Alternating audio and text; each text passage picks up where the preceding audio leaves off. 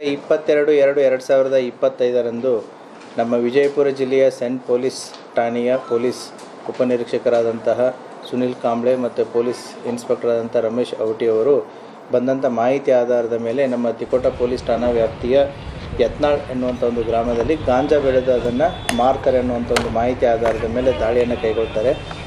ಅಲ್ಲಿ ಹೋಗಿ ನೋಡಿದಾಗ ತಿಕೋಟ ತಾಲೂಕಿನ ಯತ್ನಾಳ್ ಗ್ರಾಮದ ಒಂದು ಜಮೀನಿನಲ್ಲಿ ಮೆಕ್ಕೆಜೋಳ ಮತ್ತು ಕಬ್ಬಿನ ನಡುವೆ ಸಾಕಷ್ಟು ಗಾಂಜಾ ಗಿಡಗಳನ್ನು ಬೆಳೆದಿರ್ತಾರೆ. ಸುಮಾರು 228 kg ಹಸಿ ಗಾಂಜಾ ಗಿಡಗಳು ವರ್ತು 79,80,000 ವರ್ತು ಗಾಂಜಾ ಗಿಡಗಳಾಗ್ತವೆ. ಇವುಗಳನ್ನು ಒಣಗಿಸಿಬಿಟ್ಟು ಅದನ್ನು ಮಾರುವಂಥದ್ದು ಅವರ ಉದ್ದೇಶವಾಗಿರುತ್ತೆ. ಆದ್ದರಿಂದ ಆ ಹಿನ್ನೆಲೆಯಲ್ಲಿ ಆರೋಪಿತರಾದಂತಹ ಮಲ್ಲು ಗೋವಿಂದ್ ಕರ್ವೆ 60 ವರ್ಷ ಮತ್ತು ಮನಿಗೇನಿ ಗೋವಿಂದ್ ಕರ್ವೆ 63 ವರ್ಷ, ಇವರು ಯತ್ನಾಳ್ ಸಾಕಿನ್ ಅವರನ್ನು ಬಂಧಿಸಿ ಈಗ ನ್ಯಾಯಾಂಗ ಬಂಧನಕ್ಕೆ ಒಳಪಡಿಸಲಾಗಿದೆ. ಇನ್ನೊಬ್ಬ ಆರೋಪಿ ತಪ್ಪಿಸಿಕೊಂಡಿದ್ದು, ಆತನನ್ನು ಬೇಗ ಬಂಧಿಸಲಾಗುತ್ತೆ.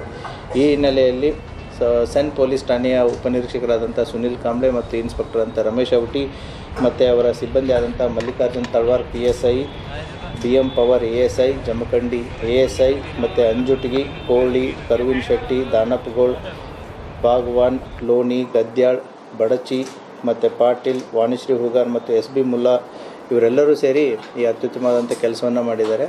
ಸೊ ಇತ್ತೀಚಿನ ದಿನಗಳಲ್ಲಿ ಇಷ್ಟೊಂದು ಕ್ವಾಂಟಿಟಿಯ ಗಾಂಜಾವನ್ನು ವಶಪಡಿಸಿಕೊಂಡಿರೋದು ಇದು ಫಸ್ಟ್ ಅನಿಸುತ್ತೆ. ಅದರ ಹಿನ್ನೆಲೆಯಲ್ಲಿ ಅಧಿಕಾರಿಗಳು ಭಾಳ ಚೆನ್ನಾಗಿ ಕೆಲಸ ಮಾಡಿ ಸುಮಾರು 228 kg ಅಷ್ಟು ಗಾಂಜಾವನ್ನು ವಶಪಡಿಸಿಕೊಂಡಿದ್ದಾರೆ. ಮುಂದಿನ ತನಿಖೆಯನ್ನು ಕೈಗೊಂಡಿದ್ದಾರೆ. ಬೆಳೆದು ಅದನ್ನು ಒಣಗಿಸಿ ಅದನ್ನು ಲೋಕಲ್ ಸಪ್ಲೈ ಎಲ್ಲಿ ಅವಶ್ಯಕತೆ ಇದೆ ಡಿಮ್ಯಾಂಡ್ ಆ್ಯಂಡ್ ಸಪ್ಲೈ ಮೇಲೆ ಅದನ್ನು ಕೊಡುವಂಥ ಇದು ಮಹಾರಾಷ್ಟ್ರಕ್ಕೆ ಹತ್ತಿರದಾದಂಥ ಊರು. ಬಾರ್ಡ್ರ್ ಕೂಡ ಭಾಳ ದೂರ ಇಲ್ಲ, ಸುಮಾರು ಒಂದು 200-300 ಮೀಟ್ರ್ ಬಂದರೆ ಮಹಾರಾಷ್ಟ್ರ ಬಾರ್ಡ್ರು ಬರುತ್ತೆ. ಸೊ ಆ ಹಿನ್ನೆಲೆಯಲ್ಲಿ ಇದು ಯಾರಿಗೂ ಕಂಡು ಬರಲ್ಲ ಅನ್ನುವಂಥ ಒಂದು ಹಿನ್ನೆಲೆಯಲ್ಲಿ ಈ ಮೆಕ್ಕೆಜೋಳ ಮತ್ತು ಕಬ್ಬಿನ ನಡುವೆ, ಸೊ ಅದು ಒಂದೇ ಕಡೆ ಅಲ್ಲ, ಬೇರೆ ಬೇರೆ ಕಡೆ ಡಿಸ್ಟ್ರಿಬ್ಯೂಟೆಡ್ ಇದರಲ್ಲಿ ಇದನ್ನು ಬೆಳೆದಿರ್ತಾರೆ. ಸೊ ದಟ್ ಯಾರಿಗೂ ಗೊತ್ತಾಗಲ್ಲ ಅನ್ನುವಂಥ ಒಂದು ರೀತಿಯಲ್ಲಿ. ಸೊ ಇಟ್ ಡಿಪೆಂಡ್ಸ್, ಈಗ ಮಾರ್ಕೆಟ್ ವ್ಯಾಲ್ಯೂ ಮೇಲೆ ಹೋಗುತ್ತೆ. ಸೊ ಸಪ್ಲೈ ಕಡಿಮೆ ಇದ್ದಾಗ ರೇಟು ಜಾಸ್ತಿ ಆಗುತ್ತೆ ಡಿಮ್ಯಾಂಡು.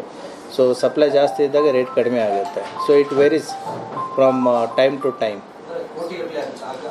ಇಲ್ಲ ಕೋಟಿಗಟ್ಟಲೆ ಏನಿಲ್ಲ, ಅದು ಒಣಗಿದಾದ್ಮೇಲೆ ಅದರದ್ದು ಕ್ವಾಂಟಿಟಿ ಬೇರೆ ಆಗುತ್ತೆ. So based upon the approximate price ಏನಿದೆ ಅದರ ಮೇಲೆ ಒಂದು ಅಂದಾಜು ವೆಚ್ಚವನ್ನು ನಮ್ಮವರು ಮಾಡಿರ್ತಾರೆ. ಇಲ್ಲ, ಇದು ಫಸ್ಟ್ ಟೈಮ್ ಅಫೆಂಡರ್ಸ್ ಅವರು. ಸೊ ಈ ಹಿನ್ನೆಲೆಯಲ್ಲಿ ಮುಂಚೆ ಯಾವುದೂ ಪ್ರಕರಣಗಳು ಅವ್ರ ಮೇಲೆ ಬಂದಿಲ್ಲ.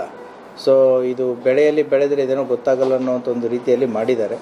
ಸೊ ಇದನ್ನು ಅಪರಾಧ ಕೃತ್ಯಕ್ಕಂತೇಳಿ ಮಾಡಿರೋದು, ಬೇರೆ ಏನೋ ಉದ್ದೇಶಕ್ಕಂತೂ ಯಾವುದೂ ಇಲ್ಲ.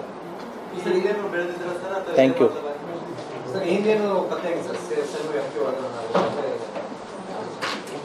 Thank you. ಸಾಕಿದೆ.